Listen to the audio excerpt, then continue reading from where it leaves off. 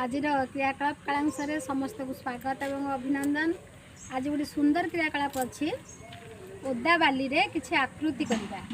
आम घर बाड़ी रे किंबा अगणारे आमर बाली थिबो से बाली रे किंबा ओदा माटी रे टिके पानी सिंचन करदबा। ओदा माटी रे शिशु काठी साहाय्य निज मनरू किसी चित्र आंकिबे। तो ये क्रियाकलाप करने द्वारा शिशुर मनरे स्थिरता आसए, एकाग्रता आसी थाए, सृजनशीलतार विकास होता है। तत्सहित शिशुर कल्पना शक्तिर विकास होता है। तो आसतु देखा मुझे भाव बाली रे किसी आकृति करछि। तो शिशु को से करने आप उत्साहित करेंगे, आप निजे करेंगे, शिशु करेंगे। गोटे काठी नहीं जावा आम घरे आमर थी पहरा काठी कि जेकोसी काठी काठी नहीं कि शिशु निज मनरू चित्र आंकिबे। किसी भी चित्र शिशु माटी रे बाली रे खेलिया पे भल पाती।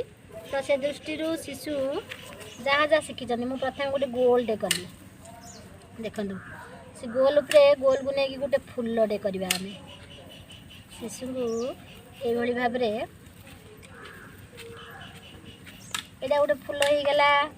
तापर से शिखी त्रिभुज करवा। 3टा गार नहीं कि गोटे त्रिभुज करदेली। 11टा को टिके बढ़ाईदेली। ये गोटे एमती करदेली गोल, ये गोटे करदेली गोल, ये करदेली, ये करदेली। यहाँ रथ भाया होगला। तापर आ गोटे पिला 4टा घर नहीं कि शिशु निज मनरू से जहाँ आंकिया खुशी हे। यहाँ गोटे घर भाया होगला।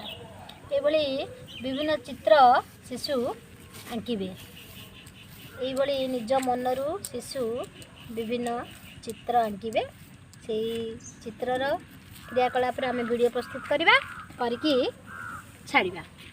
धन्यवाद।